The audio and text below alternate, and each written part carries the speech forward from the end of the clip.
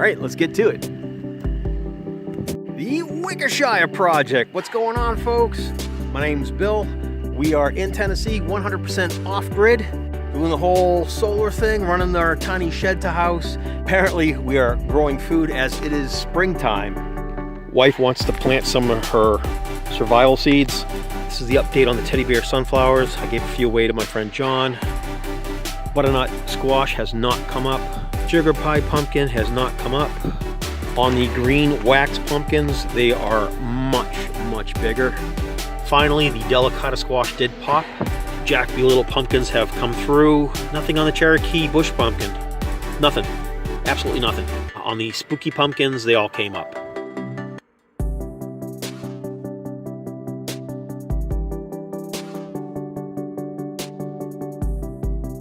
So there is a bunch of projects happening with spring. Behind me is the mega trellis. The curse has forced me to build and put this up, and we're starting to get weaving done. The wife has ordered, I think it was 600 feet of twine, and I'm gonna have to get that all through those arches. Everything is going to abuse and use all that canopy and space. So having stuff off the ground, away from the clay, which holds a lot of moisture. It's literally wet. So top's dry, right? That little 1/4 inch hard, rocky, crusty layer. But below that is just pure moisture. And this is mineral rich down in this ground. Mineral rich, but it lacks an organic layer to the top. So there's no necromass layer happening. There's no organic matter. It's so bare, and it just got turned over last year. So what we're doing is we're taking the leaves from the forest. It's all forest, right? 1,000 acres of forest. And we're on 3/4 of an acre, out in the middle of nowhere. On the sugar cane and coffee, it looks like I've got weed seeds in here, and those are some sort of cantaloupe. But there is sugar cane there, and there it looks like grass seeds, huh? Doesn't it? It's a little different. This big round leaf in the back, that's not native grass. That's something different. So I'm thinking sugar cane is coming up. So we got 2 of those have sprouted. Something going on with the zucchini gold. It didn't come up, which was this one. And the leaf structure's all messed up, and that's probably why. So I planted another one, and now that one's coming up in the same spot. I'll have to wash that and separate them. I do want both. I do want both of these. On the tangerine habaneros, nothing came up. Maybe one. We got one right there. That's all I need is one. Hopefully it survives. This is my compost, so this is a volunteer cantaloupe of some sort. And these are all just type of weed seeds. Some of the other rain catchment systems are completely full. Got water in here. This is completely full. The light system up there and our security system. Mammoth basil has broke. Look at all the mammoth basil.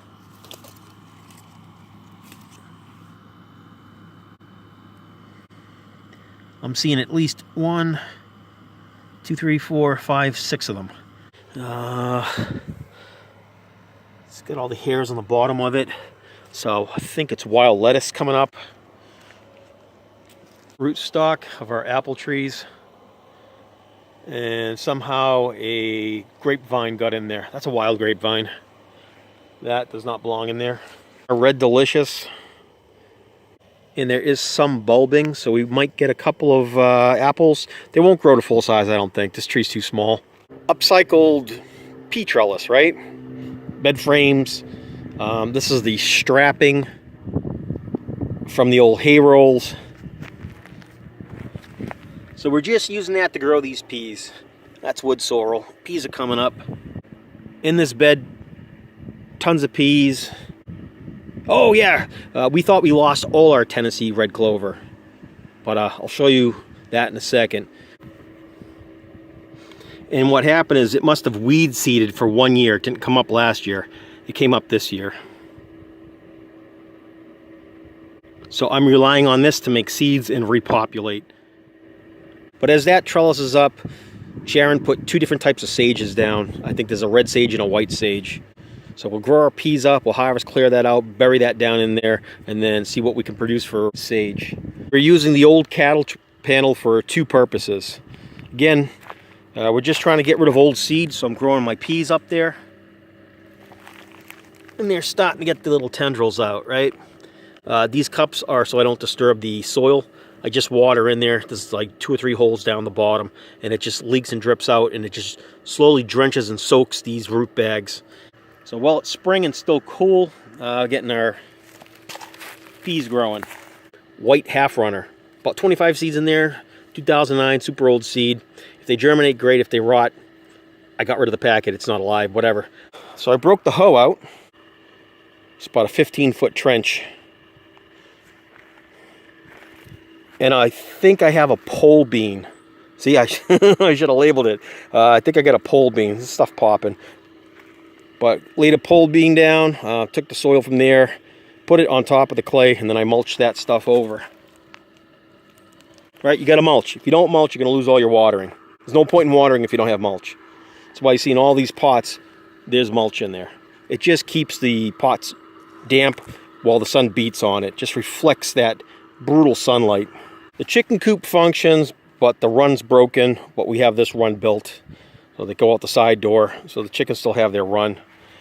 Down here, we've got more peas. Again, we're using up the bag. It'll trellis up this hardware cloth. And those peas look to be okay so far. Sharon and I will plant all our peppers are going to go in here. They do fantastic here every year. Get all the straw mulch on top there. From the compost pile, there's volunteer.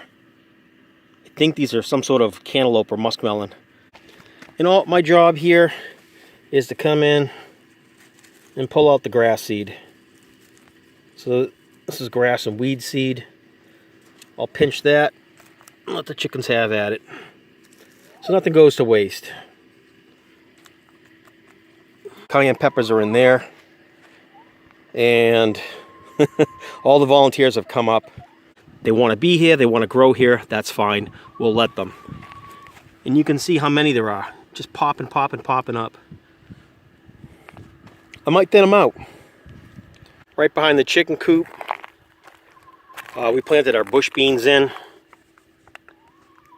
These are the Blue Lake bush beans. Again, the seed packets are getting older. We're going to talk about this plant later. It is pokeweed. I'm going to show you guys how to eat this. Right now it's in a toxic state. These small plants, you can't touch them. They're going to need to get a couple feet, 2, 3, 4 feet tall. I got to check the consistency of how they bend.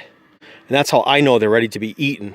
Once they go to berry, you don't touch them. Plant's poisonous for the most part.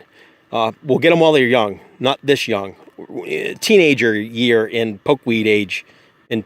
Pokeweed age? Am I saying that right? I don't know. Huge, big, wild carrots coming up.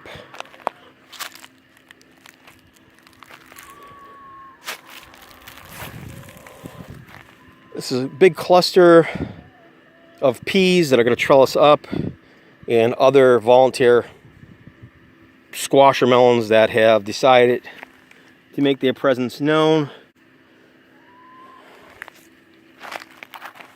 Free garden, you know, it's a free garden. In here, nothing planted. This is all volunteer cantaloupe and squash. So I'll probably thin them out. Some sort of pole bean in there. I forgot, I should have labeled it. From last winter, 2025. There's your kale. The broccoli, I'm leaving in there for now. I mean, it's got a lot of flowers, right? Pollinator's going to need that. And I don't know what Sharon planted in there. She planted in herbs of something. I don't know. More beans that I've done. On the back planter, I did more peas to try to trellis. And I think that bag there, if I'm not mistaken, are my vine peach. So vine peach melons coming up. And as they grow and spread out, we'll let them trellis up here. This stretch of dirt here, I'm going to use that for all my overflow. So I'll be putting anything that vines from these containers inside. So I'll have two sides and I'll just stagger them. Blue Russian kale is massive in the heat. It's getting really, really big. Looks to be a volunteer pumpkin or squash of some sort underneath there. And there's more melon or squash or something coming up in there. Again, it's a mystery. We're gonna find out together what this stuff is. It wants to be here, it wants to grow here. So instead of planting in there, if I've got volunteers, we're gonna let them grow. So right here on this stretch, on this first tier, is the bush beans. All along here, 4 different types of bush beans. Seed varies from 2026 to 2023. So all different types of bush beans. Mardi Gras mix and something else. I think it was the Blue Lake bush. So they're all mixed in. I did it, looked at every seed color, and I kind of went 1, 2, 3, 4, 1, 2, 3, 4, 1, 2, 3, 4. I did that the whole length. Way too much food. If it does produce, it's going to be more food than we can handle.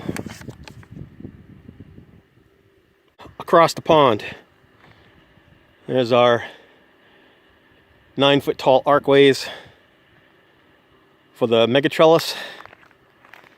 Go across the pond here, show you what I just put in. I mean, I don't film it because I'm just breaking my back. I don't feel like carrying a camera. Trust me, it wasn't fun.